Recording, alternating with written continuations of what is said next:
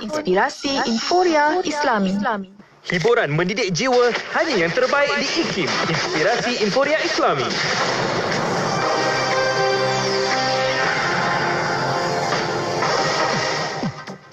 Bismillahirrahmanirrahim. Assalamualaikum warahmatullahi wabarakatuh dan salam sejahtera.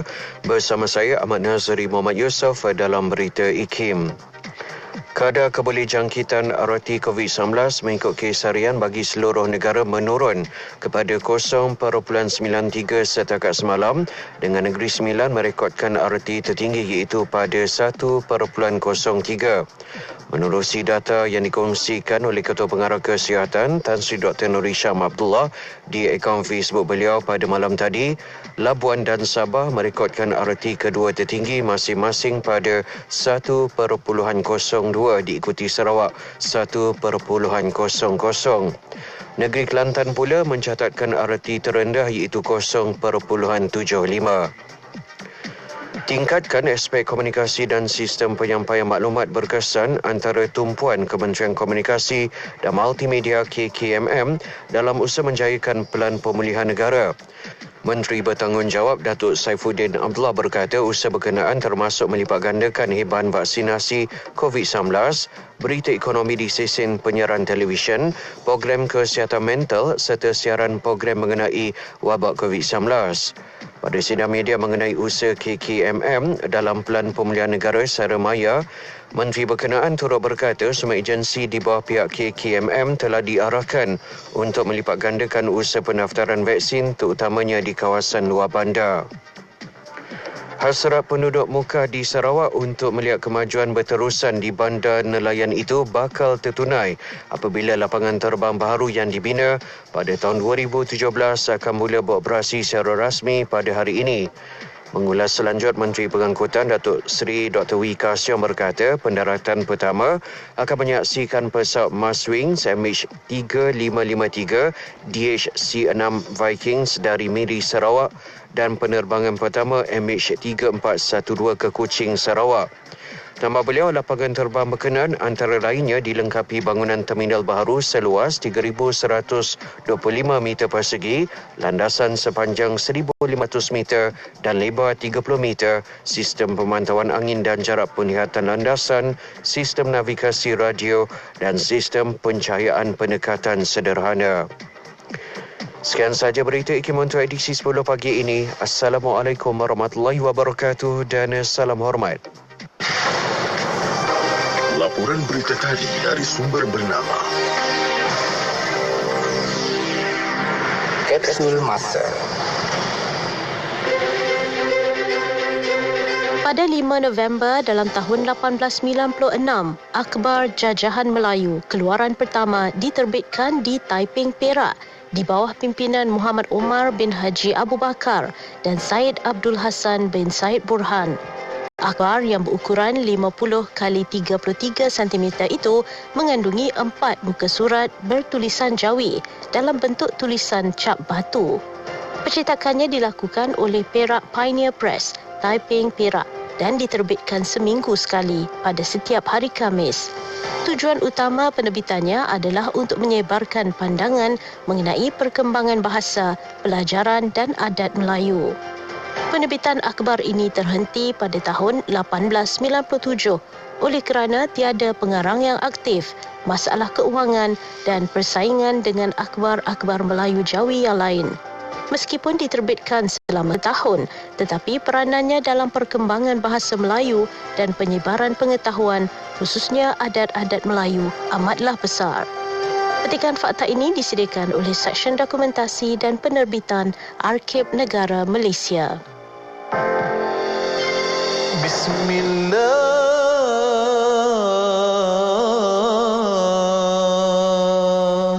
fiqatan billah,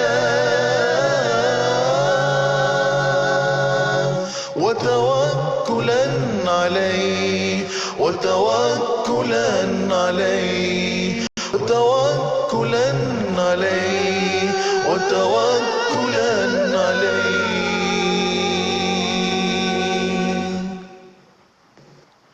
Bismillah,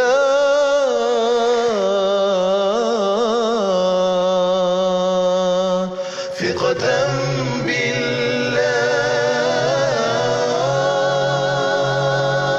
وتوكلا عليه وتوكلا عليه وتوكلا عليه وتوكلا عليه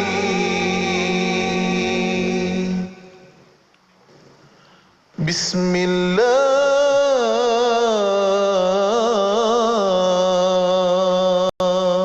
ثقة بالله وتوكلا عليه وتوكلا عليه وتوكلا عليه وتوكلا عليه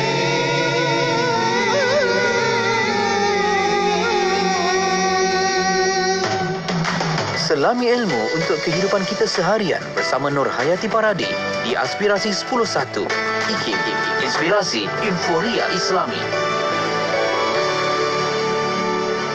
Assalamualaikum warahmatullahi wabarakatuh. Dimulakan dengan lafaz suci Bismillahirrahmanirrahim. Selawat dan salam buat Rasul junjungan Nabi Muhammad SAW. Selamat pagi, salam aspirasi untuk semua sahabat pendengar IKIM, tak kira mana jua anda berada, kerana terus menjadikan Radio IKIM 20 tahun bersama dengan anda semua, insya-Allah. Baiklah, bersama dengan Yati, saya Nur Hayati Paradi temankan anda untuk perkongsian hari Khamis. Perkongsian di Aspirasi 10.1. Maknanya apa? Bermula pukul 10 habis pukul 1. Masya-Allah. Ramai dah kan yang dah hafal dah pun jadual-jadual kami. Jadi, terima kasih banyak pada semua rakan pendengar, dan juga terima kasih pada rakan-rakan Warna Pagi sebentar tadi, Hazwan Shah dan juga Sufian Amrin untuk perkongsian Warna Pagi. Masya-Allah, banyak sangat telah pun dikongsikan. Moga-moga jadi suluh cahaya dalam kita memandu kita dalam kita meneruskan perjalanan di atas muka bumi Allah Subhanahu Wa Taala ini, insya-Allah. Baiklah, untuk bersama dengan Yati, kita bakal mulakan kejap lagi perkongsian kita dalam rancangan Tahsinul Ibadah, yang mana kita akan adakan sesi soal jawab bersama dengan Ustaz Ahmad Lufi Muharram. Anda boleh saja ajukan soalan-soalan anda di platform-platform kami yang bakal kami siarkan juga secara langsung, iaitu di FB IKIM FM, di YouTube channel IKIM, dan satu lagi anda boleh terus juga WhatsApp di konti IKIM di 011-29004004, 011-29004004. Itu nombor konti kami. Bagi yang tak save lagi, silalah save. Semoga mudah untuk anda ajukan soalan kepada yang bahagia Ustaz, insya-Allah, ataupun apa-apa juga program-program yang bersiaran di Radio IKIM. Baiklah, untuk sahabat mendengar, pagi ini kita mulakan pertemuan kita dengan memperbanyakkan selawat ke atas baginda Rasulullah sallallahu alaihi wasallam. Hari Khamis, bagi yang puasa sunnah hari Khamis, selamat puasa saya ucapkan. Dan insya-Allah untuk rakan pendengar, untuk hiburan pertama kita ada Faiz featuring Rakib Majid dengan Laukana Bainana. Tentunya hanya di IKIM, Inspirasi Inforia Islami, Radio IKIM 20 tahun.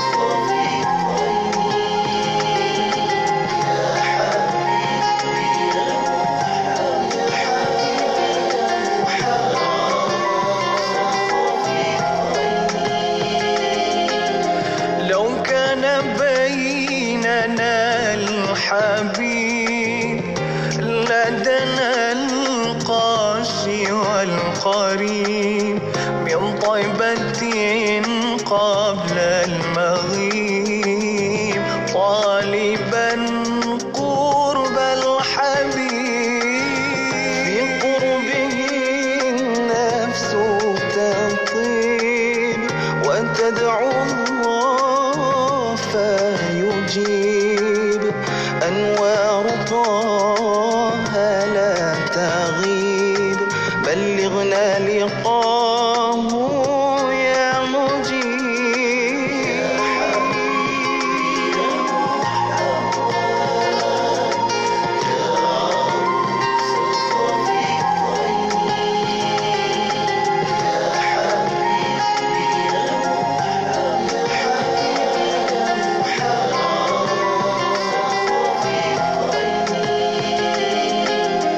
هدعت الكون الرحيم رحمة الهادي القريب حديثك النور العظيم جوارك الغصن الرطيب فدتك روحي يا حبيب محمد مكرم الغريب بقربك الروح تطيب يا رحمة للعالمين يا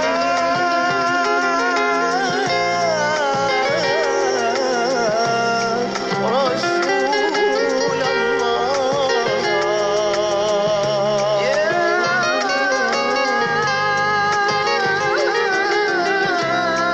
حبيب الله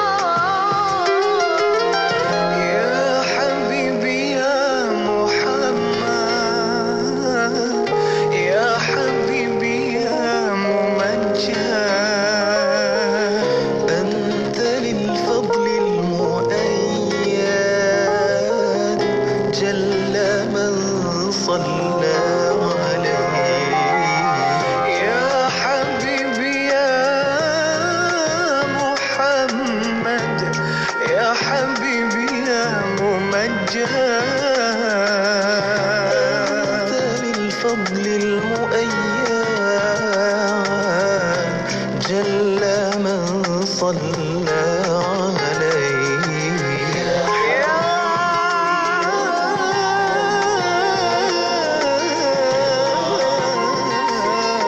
رسول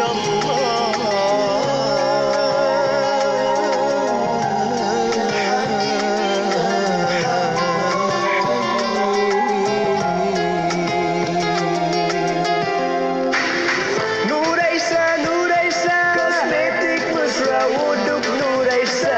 Nuraisa, Nuraisa, kosmetik mesra wuduk Nuraisa. Nuraisa, Nuraisa, Nuraisa, makeup mudah dibersihkan. Pilihan ramai wanita, kosmetik mesra wuduk Nuraisa. Pilihan ramai wanita, kosmetik mesra wuduk Nuraisa. Apa sah? Nuraisa. Assalamualaikum warahmatullahi wabarakatuh. Saya DS Mahdi Bizek. Tahukah anda ada satu pelaburan di mana Allah SWT sendiri jamin yang kita tak akan rugi dan jatuh miskin, tetapi harta kita akan dilipat gandakan. Dalam satu hadis riwayat Muslim, Rasulullah SAW bersabda yang bermaksud tidak akan berkurang harta orang yang bersedekah kecuali bertambah dan Masya Allah bertambah. Allah SWT berfirman dalam surah Al-Baqarah ayat 261 yang bermaksud bandingan orang yang membelanjakan hartanya pada jalan Allah adalah seperti sebiji benih yang menerbitkan 7 tangkai. Tiap-tiap tangkai itu pula mengandungi 100 biji. Masya Allah. Allah akan melipat gandakan pahala bagi sesiapa yang dikehendakinya. Allah maha luas rahmatnya lagi meliputi ilmu pengetahuannya. Janji Allah cukup jelas. Sedekah memang satu pelaburan luar biasa. Pelaburan yang tiada syarat yang ketat. Tidak kira berapa nilainya pun, hanya niat kena ikhlas kerana Allah. Dan Allah janjikan kita kaya di akaun bank dunia dan kaya mulia di akaun bank akhirat. Masya Allah. Tunggu apa lagi? Ayuh kita berinfak dan berwakaf dengan ikhlas kerana Allah untuk dana pembinaan Kompleks Surah Al-Mujahidin, Taman Desa Surada, Seksyen 8, Bandar Baru Bani. Berinfaklah di www.kompleksmujahidin.com. Apabila siap kelak, Kompleks Surah Al-Mujahidin ini boleh menampung sejumlah 2,000 jemaah dalam satu masa dan akan dilengkapi dengan ruang solat 2 tingkat, dewan komuniti, bilik kelas kafa, bilik kelas tahfiz, bilik pengajian orang dewasa, bilik kuliah, bilik musafir, bilik mandi jenazah, pejabat serta pelbagai lagi kemudahan yang lengkap untuk beribadah, berjemaah dan juga beraktiviti. Masya Allah. Berinfaklah di www.kompleksmujahidin.com. Yakinlah dengan janji Allah dan jangan tangguh-tangguh. Insya Allah rezeki berganda-ganda di dunia dan pahala mencurah-curah menanti anda di akhirat nanti. Berinfaklah di www.kompleksmujahidin.com. Ayo sertai kempen Jom Menyumbang RM50 demi pembebasan Masjid Al-Aqsa dan Palestin. Hubungi kami 0389267019 dan layari Facebook Aman Palestin. Dengan roh, dengan darah, kami berkorban untukmu ya Aqsa. Jadikan rasa cinta Raihana, Raihana, Raihana, Raihana, amat makanan sunnah. Raihana, Raihana, rasa cinta sebenar. Raihana, Raihana, amat makanan sunnah. Raihana, Raihana, semestinya Raihana. Assalamualaikum warahmatullahi wabarakatuh. Saya Saksi bin Baharim. Jom dapatkan produk Raihana dengan ejen dan stokis berhampiran anda atau layari www.raihanamadu.com. Cetuskan rasa cinta Raihana di hatiku. Bang, ni campur ni satu lagi berapa bang? Okey, kejap. Ni harga dia. Murahnya bang. Package combo kembali lagi. Tempah sekarang sementara masih ada. Hubungi 012-686-9236 atau 0173452564. Tertakluk pada terma dan syarat. Hari tutup permohonan iklan adalah setiap 16 hari bulan pada setiap bulan. Inspirasi Inforia Islami tentunya hanya di Radio Institut Kefahaman Islam Malaysia. Alhamdulillah. Terima kasih pada sahabat pendengar kerana terus bersama kami di Radio IKIM dan waktunya untuk kita sama-sama belajar dalam tahsinul ibadah. Bersama dengan kita ada tak lain tak bukan, kita ada Ustaz Ahmad Lufi Muharram di hujung talian saat ini. Assalamualaikum Ustaz. Waalaikumsalam warahmatullahi wabarakatuh. Alhamdulillah. Terima kasih banyak Ustaz. Sekali lagi bersama dengan sahabat pendengar untuk sesi soal jawab bersama dengan Ustaz Ahmad Lufi Muharram. Anda boleh ikuti secara langsung di FB IKIM FM, YouTube channel IKIM dan pastinya di Radio Institut Kefahaman Islam Malaysia. Dan anda boleh ajukan soalan di platform-platform yang telah pun kami sediakan di Facebook IKIM FM, YouTube sendiri dan juga di WhatsApp kami di WhatsApp konti di 0112900404. Dari awal tadi dah ramai juga bertanyakan soalan Ustaz. Cumanya awalan ini kita mulakan dengan sedikit mukadimah daripada Ustaz sendiri. Silakan Ustaz. Assalamualaikum warahmatullahi wabarakatuh. Bismillah wassalatu wassalam ala Rasulillah wa ala alihi wa sahbihi wa man walah. Amma ba'd. Terima kasih kepada Nur Hayati Paradi, penerbit rancangan Tahsinul Ibadah. Seterusnya yang dikasihi lagi dirahmati Allah Subhanahu wa taala, sidang pendengar IKIM sekalian. Di kehidupan dunia ini kita diberikan oleh Allah Subhanahu wa taala dua jenis sebab, dua jenis wasilah untuk kita mendapatkan hajat dan keperluan kita. Yang pertama disebut sebagai asbab duniawiyah. Apakah yang dimaksudkan dengan asbab duniawiyah? Iaitu sebarang bentuk perantaraan-perantaraan yang kita dibenarkan untuk menggunakannya.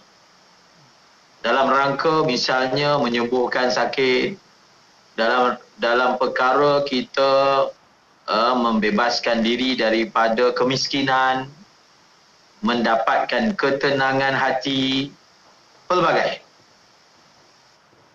Yang kedua, asbab yang berbentuk amal. Berbentuk amal. Asbab jenis yang pertama ini dikongsi bersama antara orang Islam dan juga orang bukan Islam. Maksudnya orang bukan Islam juga menggunakan asbab ini dan mereka boleh mencapai maksud, hajat. Untuk kita, orang Islam ada istimewa pula asbab dalam bentuk amal.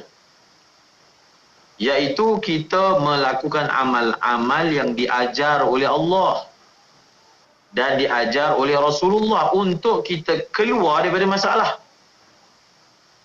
Dan ini special. Khusus istimewa untuk orang yang beriman. Bahkan imanlah salah satu syarat asbab ini menjadi berkesan. Tetapi malangnya kita pada hari ini mengabaikan asbab dalam bentuk amal. Bila kita mendapat sesuatu masalah, tumpuan dan kiblat kita asbab dunia. Itu yang berlaku kita dengan orang yang tidak beriman kepada Allah berebut-rebut, bersesak-sesak untuk mendapatkannya. Sedangkan di sana ada istimewa untuk kita yang di dalam asbab tersebut ada janji daripada Allah. Contoh. Allah Ta'ala berfirman dalam ayat yang kita panggil ayat 1000 dinar. وَمَنْ يَتَّقِ اللَّهَ يَجْعَلْ لَهُ مَخْرَجًا وَيَرْزُقُهُ مِنْ حَيْثُ لَا يَحْتَسِبُ وَمَنْ يَتَوَكَّلْ عَلَى اللَّهِ فَهُوَ حَسْبُهُ إِنَّ اللَّهَ بَالِغُ أَمْرِهِ. Dalam ayat ini ada dua jenis amal yang disebutkan yang menjadi sebab untuk kita keluar daripada masalah kita. Amal yang pertama ialah taqwa. Taqwa ni maksudnya patuh perintah Allah, tinggal larangan Allah. Siapa yang dia mengamalkan sifat taqwa, Allah akan beri peruntukan kepadanya jalan keluar. Apa masalah yang sedang bergelut di dalamnya? Lazimi taqwa. Kembali bertaubat kepada Allah. Hidupkan amal. Hidupkan sembahyang. Tinggalkan dosa. Tinggalkan hiburan yang melalaikan. Maka itulah taqwa. Dengan jalan itu Allah akan keluarkan kita daripada masalah yang kita bergelut di dalamnya dengan jalan yang kita tak sangka-sangka. Contohnya Allah Ta'ala boleh lepaskan Nabi Musa AS dengan cara yang luar biasa. Laut mana boleh kita lintas. Tetapi kalau yang bantu itu Allah, maka tidak ada yang luar biasa. Yang kedua adalah tawakal. Siapa yang bertakwa, Allah bagi jalan keluar dan bagi rezeki dari sumber yang dia tak sangka. Bukan cara kita nak tambah rezeki buat dosa. Bahkan nak tambah rezeki, tinggalkan dosa, Allah akan buka rezeki pada kita dengan jalan yang kita pun tak sangka datang dari sumber tersebut. Dan yang kita dapat itu halal dan thayyibah. Dan yang kedua adalah bergantung kepada Allah. Selagi mana kita tidak bergantung kepada Allah, Allah biarkan kita dengan hal kita, maka jadilah kita termanggu-manggu, terkapai-kapai, nak selesai masalah, tak selesai-selesai juga. Antara sebabnya meninggalkan Allah.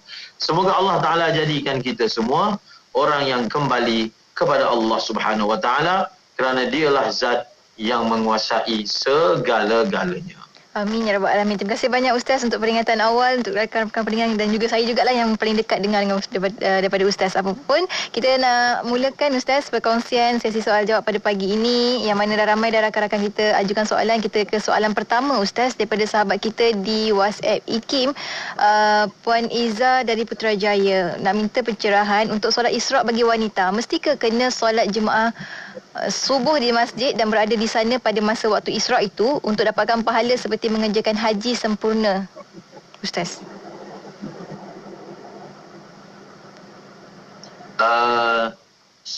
Soalan daripada mana? Iza Putrajaya.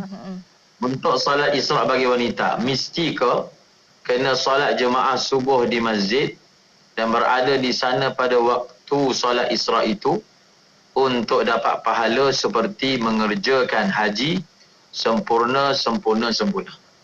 Dia tidak semestinya benda itu berlaku di masjid. Tidak semestinya. Hatta kalau kita semayang di rumah di atas tikar sejadah kita, lepas semayang kita tunggu sehingga maknanya masuk waktu Isra', maka kita akan dapat pahala yang sama. Tidak semestinya untuk pahala tersebut adalah seorang itu mesti solat di masjid.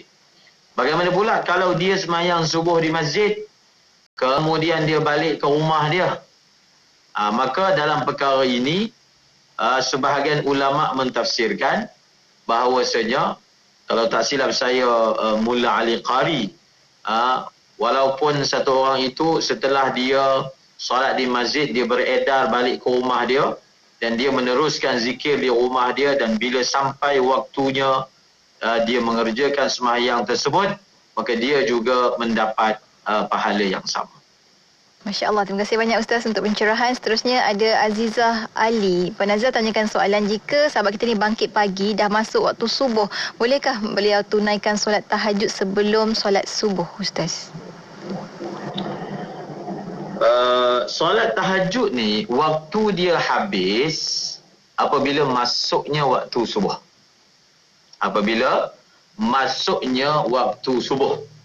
Dan secara umumnya, solat tahajud ini bukanlah solat yang disunatkan kita qada kalau kita tertinggal, kecuali bagi mereka yang adalah merupakan solat tahajud itu merupakan adat dan kebiasaannya, maka bolehlah dia mengqada'kannya. Dan waktu untuk mengqada'kannya bukan ketika selepas masuk waktu subuh. Kerana antara solat sunat subuh dengan sembahyang subuh ni tak ada mana-mana sembahyang yang lain. Maka kita laksanakannya lah nanti bila dah naik matahari, kita dah sembahyang Isra', kita dah sembahyang duha, maka kita boleh qada'kan sembahyang tahajud tersebut. Tetapi ini adalah untuk mereka yang merupakan adatnya untuk bangun tahajud dan dia mempunyai bilangan-bilangan yang tertentu yang dia kerjakan. Maka sebagai targhib dan juga dalam masa yang sama supaya nafsunya tak biasa meninggalkan. Sebab nafsunya tahu kalau tinggal pun kena buat juga. Maka dia akan termotivasi untuk terus beristiqamah dalam amalannya. Masya Allah, hebat kalau kita istiqamah, Ustaz. Kan seterusnya kita ada soalan daripada rakan di WhatsApp Wikim, tanya, kata, pada waktu COVID ada masjid hanya menjalankan solat Jumaat dengan jemaah yang terhad. Orang lelaki yang tak boleh ke masjid perlu menunggu sehingga selesai solat Jumaat di masjid dahulu atau boleh solat Zuhur setelah masuk waktu, Ustaz? Semoga Allah Ta'ala mengangkat musibah yang sedang dihadapi oleh kita semua. Tidak ada musibah yang lebih besar apabila masjid menjadi sunyi berbanding masjid menjadi sunyi, kerana masjidlah sebenarnya tempat untuk menarik rahmat Allah Subhanahu Wa Ta'ala. Kita kembali kepada soalan, adakah jemaah lelaki yang tidak dapat datang untuk solat jemaah Jumaat di masjid kerana halangan, adakah mereka terus mengerjakan solat zuhur ataupun menunggu sehingga jemaah di masjid selesai? Kaedahnya, orang yang wajib sembahyang Jumaat, dengan erti kata dia mampu untuk mengerjakannya, tiada halangan, maka dia tidak sah mengerjakan sembahyang zuhur sehinggalah sembahyang Jumaat selesai. Sehinggalah apa? Sembahyang Jumaat selesai. Tapi dalam situasi ini, dia tunggu sampai bila pun, dia memang tak boleh pergi masjid pun. Dia tunggu sampai pukul berapa pun, kemampuan untuk mengerjakan solat itu tidak ada. Maka pada ketika itu, tidaklah dia disuruh untuk menunggu, tidak wajib dia menunggu, bahkan dia boleh terus mengerjakan sembahyang zuhur di tempatnya. Baik, terima kasih banyak Ustaz untuk pencerahan. Seterusnya sebelum kita berhenti rehat ni Ustaz, soalan daripada sahabat kita di WhatsApp IKIM, kita ada Encik Ishak kata, minta pencerahan pada Ustaz, sekiranya seorang imam solat tertinggal doa kunut kemudian terus memberi salam tanpa sujud sahwi. Soalannya, bolehkah makmum melakukan sujud sahwi tersebut dan bagaimana caranya Ustaz? Sunat ab'ad ada beberapa. Antara sunat ab'ad adalah membaca kunut. Sunat ab'ad ini adalah jenis sunat yang kalau ditinggalkan, disunatkan untuk kita melaksanakan sujud sahwi. Disunatkan bagi kita melaksanakan sujud sahwi. Kalau kita menjadi makmum, imam kita tinggalkan sunat ab'ad. Contoh di sini, tinggalkan kunut. Apabila imam buat sesuatu benda yang disunatkan bagi imam itu untuk sujud sahwi, makmum dia jadi kena sujud sahwi. Bila tu? Bila imam sujud sahwi, wajib makmum untuk sujud sahwi. Kalau imam sujud sahwi, makmum tidak sujud sahwi, maka kalau dia tahu perkara ini tak boleh, sembahyang dia batal.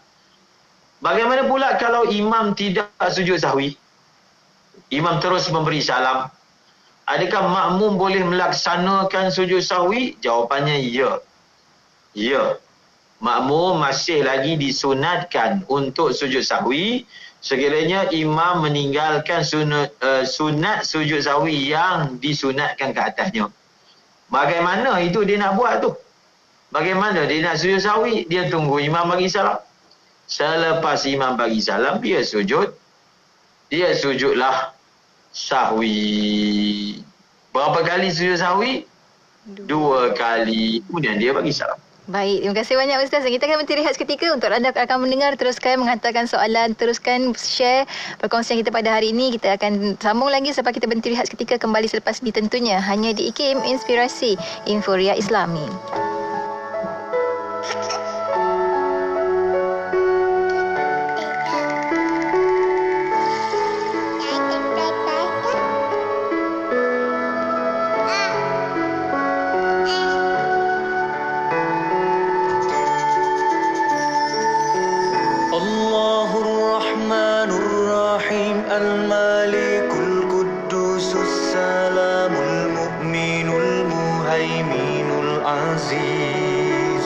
الجبار المتكبر الخالق البريء المصور الغفار القهار الوهاب الرزاق الفتاح العليم القابض الباسط الخافض الرافع المعز المذل السميع البصير الحكم العدل اللطيف الخبير الحليم العظيم الغفور الشكور العلي الكبير الحفيظ المقيت الحسيب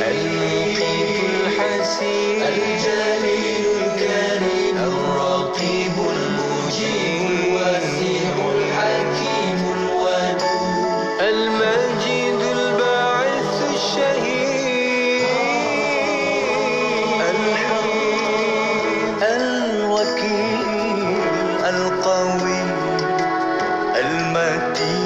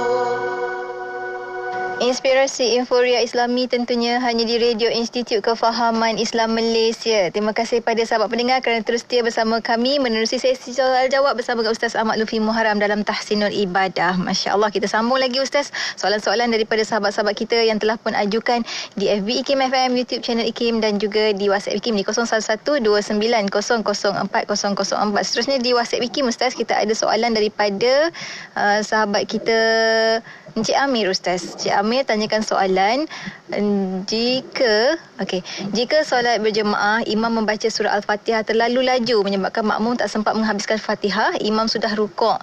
Macam mana keadaan tersebut? Makmum perlu ikut imam ke rukun seterusnya atau bagaimana Ustaz?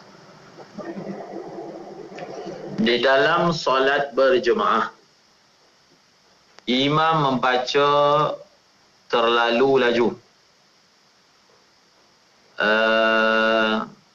surah Al-Fatihah. Jadi maknanya soalan ini berdasarkan rakaat yang ketiga dan keempat. Kerana apa? Rakaat ketiga dan keempat tidak ada surah. Itu yang dia bagi contoh Fatihah saja kan? Kalau rakaat ketiga. Kalau rakaat pertama kedua, maknanya surah je tu macam pendek ke mungkin Ustaz? Macam mana? Jadi dia jadi masalah lain. Jadi kita sebut dulu kalau rakaat ketiga dan keempat yang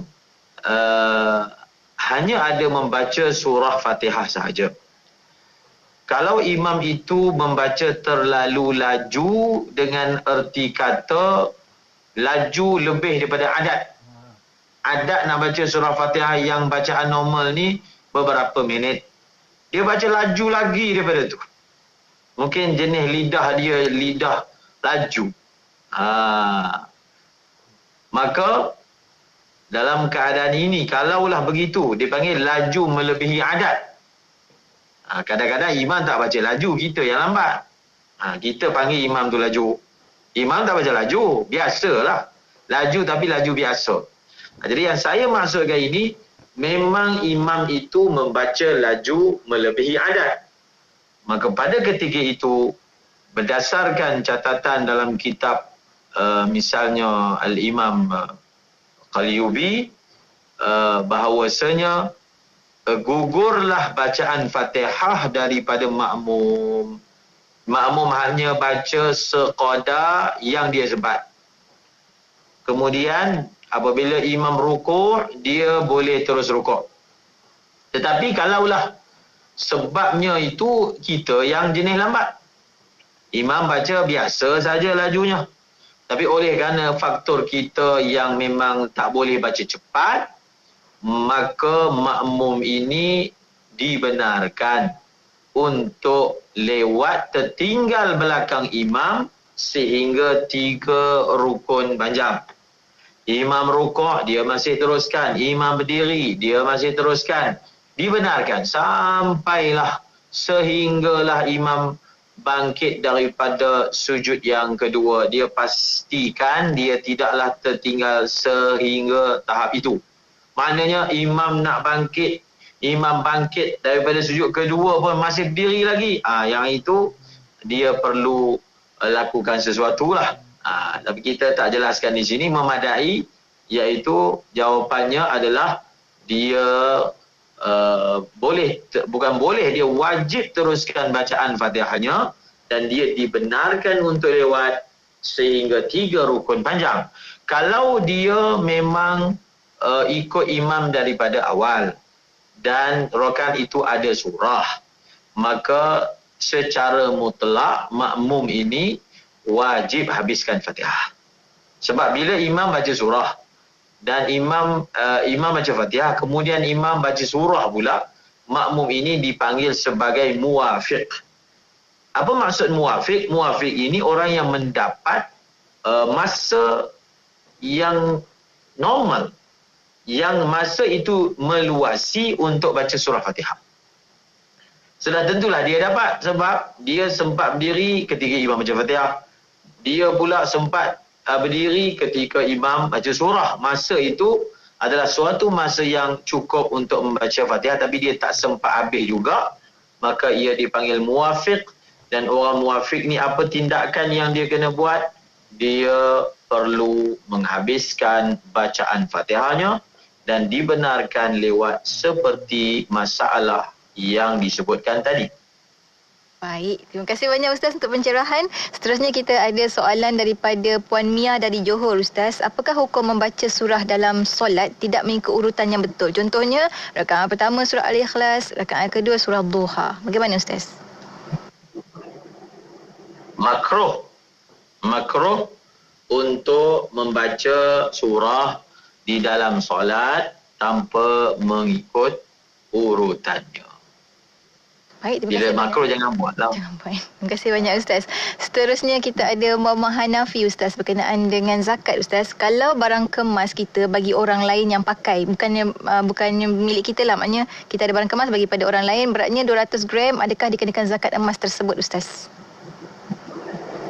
Barang kemas wajib dibayar zakat sekiranya barang kemas itu pertama adalah barang kemas yang jenis haram dipakai. Apa maksudnya? Iaitu barang kemas itu dibeli untuk lelaki pakai. Okey? Maka lelaki pakai emas ni haram. Lalu wajiblah dizakatkan. Itu yang pertama. Barang kemas wajib dibayar zakat kalau dia dibeli bukan tujuan untuk dipakai. Iaitu dia dibeli untuk tujuan aset. Sebagai koleksi simpanan harta. Walaupun yang beli itu lelaki, hukumnya halal. Tak ada masalah sebab bukan dia nak pakai. Bukan dia nak pakai. Nak jadikan aset. Bila waktu tertentu dia jual semula. Dia nak gadai ke dan seumpamanya. Namun persoalan yang ditanya ini dia beli lelaki ni ataupun perempuan. Bukan dia yang pakai, orang lain pakai. Dia pinjamkan untuk orang lain pakai. Adakah wajib dibayar zakat? Jawapannya tidak. Jawapannya tidak wajib dibayar zakat. Kerana apa? Kalaulah barang kemas itu memang dibeli untuk dipakai, sama ada dia yang pakai secara sendiri ataupun orang lain pakai, dengan syarat yang sama, iaitu janganlah pakai itu jenis pakai yang haram. Maknanya orang yang nak dipinjamkan itu bukanlah lelaki. Maka statusnya akan bersifat sebagai barang kemas yang dipakai, lalu tidak wajib dibayar zakat. Alhamdulillah. Terima kasih banyak Ustaz untuk pencerahan. Seterusnya daripada Faizah Mustafa Ustaz, kata seseorang sudah membayar zakat bagi duit gratitude pencen yang dia dapat. Duit gratitude yang berbaki disimpan dalam bank. Wajibkah seorang itu membayar zakat wang simpanan bagi duit gratitude yang disimpan dalam bank setiap tahun Ustaz? Dia zakat ni adalah tuntutan tahunan. Tuntutan tahunan. Dia bukan macam cukai. Pendapatan kita yang kita telah bayar cukai dia, maka dia dah tak payah cukai dah untuk tahun-tahun yang akan datang. Begitu ke? Saya pun tak pasti. Kalau dalam bab cukai. Tapi kalau dalam bab zakat, kalau kita simpan pula tahun depan, tahun depan kira lain. Yang tahun ini dah dibayar zakat, kemudian ada baki kita simpan. Kita simpan cukup nisab, cukup haul. Maka kena bayar zakat pula untuk tahun depan. Kemudian kita simpan pula tahun ketiga. Untuk tahun ketiga pula, kita akan wajib bayar zakat. Begitulah seterusnya. Kalau duit itu kita simpan sahaja, yang akan mengurangkan simpanan kita adalah zakat. Baik, terima kasih banyak Ustaz. Seterusnya kita ada soalan daripada Cendana Desa Perak. Encik Ahmad namanya. Kata ada dua soalan Ustaz. Yang pertama, imam yang suka berdengus hidung, adakah termasuk dalam kategori berdaham dalam solat Ustaz?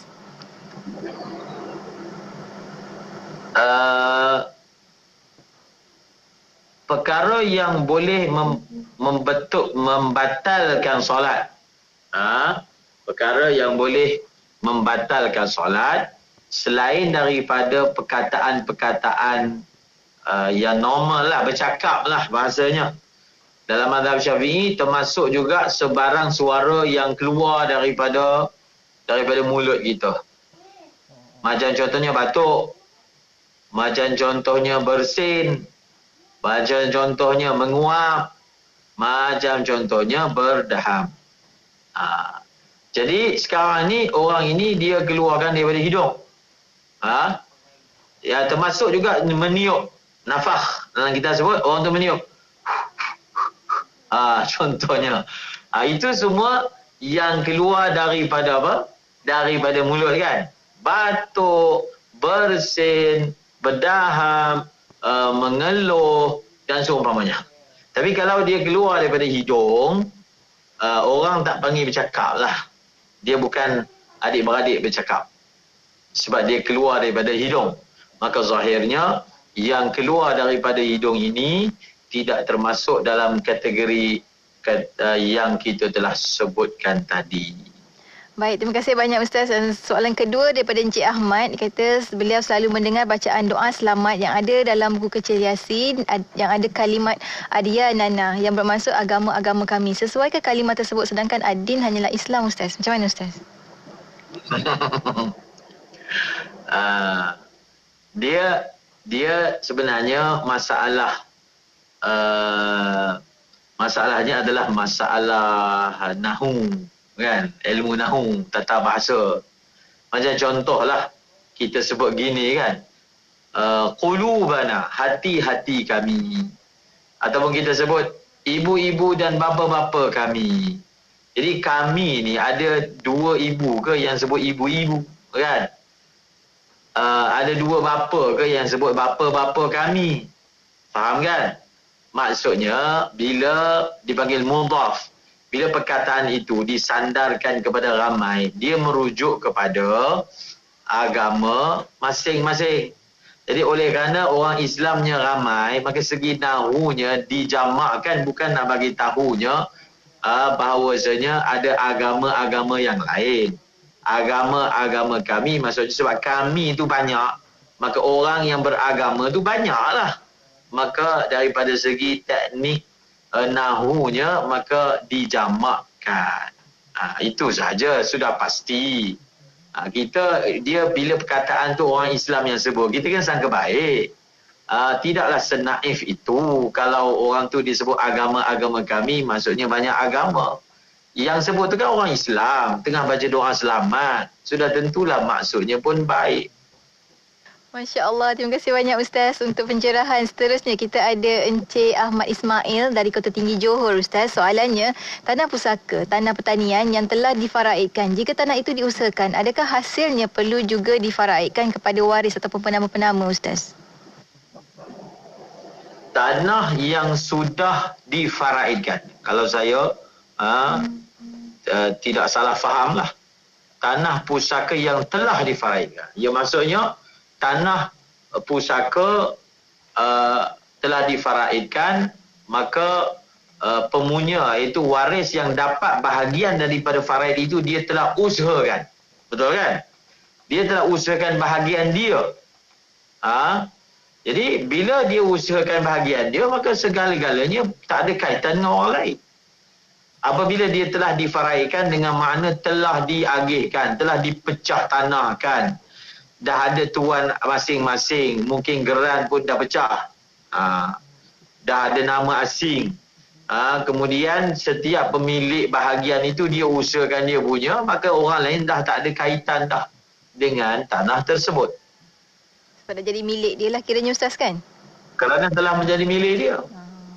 Seterusnya Ustaz, kita ada soalan yang masuk pada fiqh an-nisa sikit Ustaz. Daripada sahabat kita ni dia ada soalan, ada 3 soalan. Daripada Zainab dari Seremban, soalan pertama dia, beliau adalah orang yang telah putus haid sudah lebih 5 tahun. Tiba-tiba datang darah yang banyak Ustaz, apakah hukum darah tersebut? Sekurang-kurang suci 15 hari. Wala hadda li aktsarihi. Tidak ada tempoh masa selama-lama haid. Selama-lama suci. Boleh saja orang tu suci 15 hari paling minimah. Boleh saja orang tu suci sebulan, 2 bulan, 3 bulan, setahun, 2 tahun, 3 tahun, 4 tahun. Boleh berlaku. Jadi maknanya tak peliklah kalau dia setelah suci selama 5 tahun keluar darah. Dan kaedahnya bila kita suci, tiba-tiba keluar darah, hukum pertama yang kita akan hukum bagi darah tersebut al-haid. Okey? Hukum pertama yang kita akan hukum bagi darah itu adalah haid. Apa maksudnya? Dia perlu berkelakuan, bertindak seperti orang yang keluar haid. Apa maksudnya? Dia kena tinggalkan solat, dia kena tinggalkan puasa, tinggalkan bersama dengan suami dan seumpamanya. Dan kalau darah itu keluar cukup hari-hari haid, maka lebih jelas lagi lah darah itu darah haid dan dia perlu mandi apabila darah itu berhenti mengikut kaedah-kaedah haidnya. Baik, terima kasih banyak Ustaz. Seterusnya soalan kedua daripada Puan Zainab adalah orang yang mengandung, yang sedang mengandung, ada turun darah. Apakah jenis darah tersebut Ustaz? Di dalam mazhab Al-Imam Syafi'i dibahaskan, adakah darah yang didapati daripada orang yang sedang hamil itu dikira sebagai darah haid? Ada satu pandangan mengatakan tidak, kerana kebiasaannya adalah apabila seseorang itu hamil, maka dia tidak akan uzur, tak akan keluar darah. Tetapi itu kebiasaannya. Namun pendapat yang muktamad dalam mazhab Al-Imam Syafi'i masih lagi boleh dihukum. Masih lagi dihukum. Darah yang keluar daripada orang yang sedang mengandung itu dihukum sebagai darah haid. Maka sama macam tadi juga. Hukum yang pertama kita akan berikan kepada darah yang keluar tadi adalah darah haid, kecuali kalau ada bukti-bukti yang nyata daripada ahli bahawasanya darah itu faktor pendarahan, kelukaan dan seumpamanya yang tertentu, maka barulah kita tidak menghukumnya sebagai darah haid. Tetapi dalam keadaan biasa, dia belum sempat cek dia hukum haid. Maknanya tinggalkan semua perkara yang disebutkan tadi. Kemudian nanti kalau ternyata sebaliknya, itu kita cerita lain. Dia kena qada semula. Tapi untuk permulaan setakat keluar itu, dia akan hukumnya sebagai darah haid.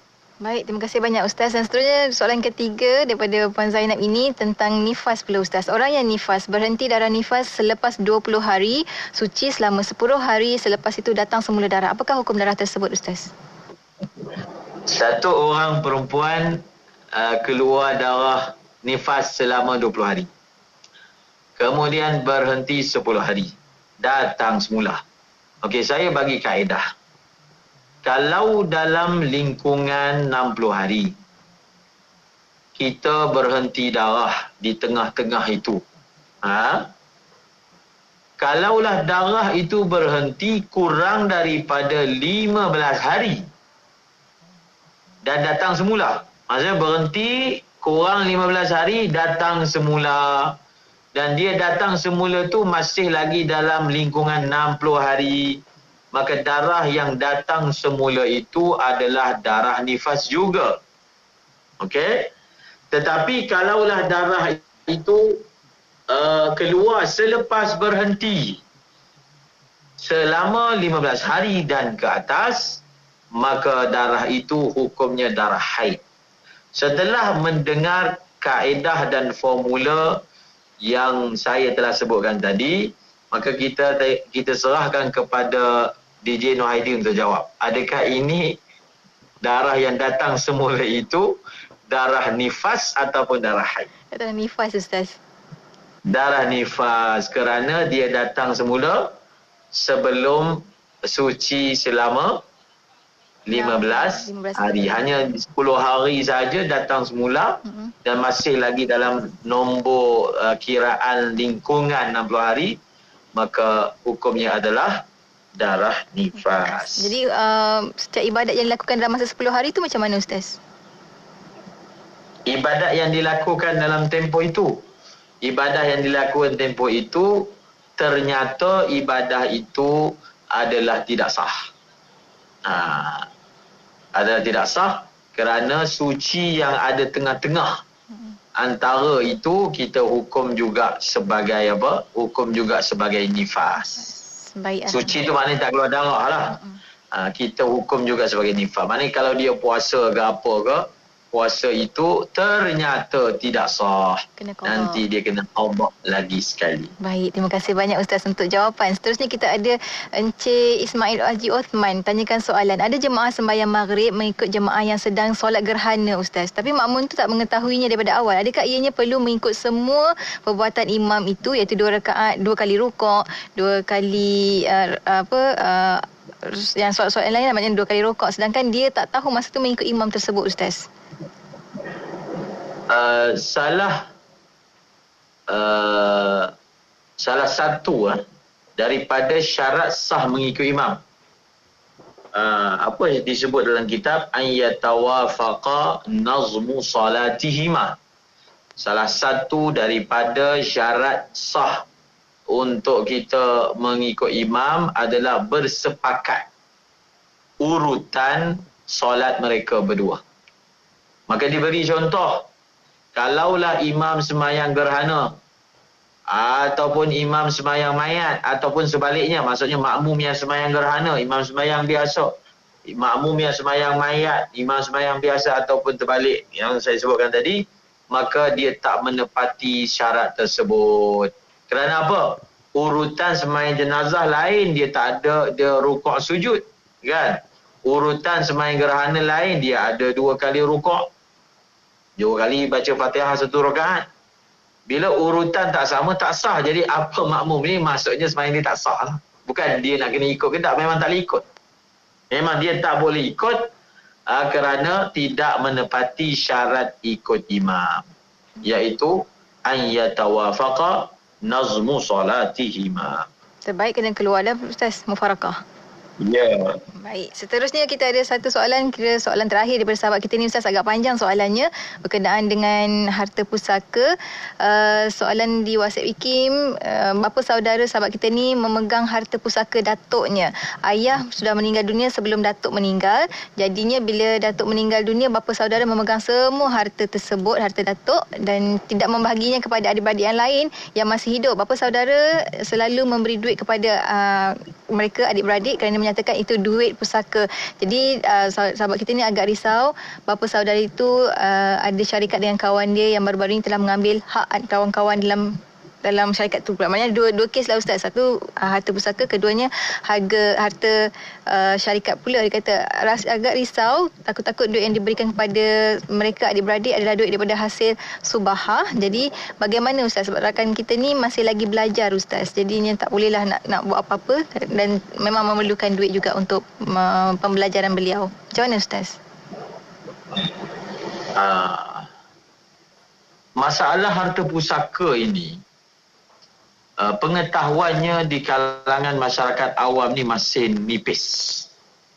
Maka para pendakwah, para guru, para masyaikh, para media, khususnya IKIM, perlu bertindak memastikan penyebaran ilmu ini. Ingat, orang yang makan harta pusaka ini, dia telah melawan wasiat daripada Allah. Yusikumullah. Allah Ta'ala telah mewasiatkan. Jadi agihan mengagihkan harta pusaka ini sebut dalam Quran. Tidak diserahkan kepada makhluk untuk fikir sendiri. Bahkan pencipta mereka telah menyebut tentang kewajipan agihan dan menyatakan berapa. Kalau serah kepada kat manusia ni, dia ikut suka dia. Ikut kecenderungan dia. Jadi awas pakcik ke, abang long ke, kak long ke, siapa pun, kena pastikan. Kena pastikan bahawasanya harta pusaka dibahagi-bahagikan. Perkara pertama yang perlu dibuat bila meninggal dunia,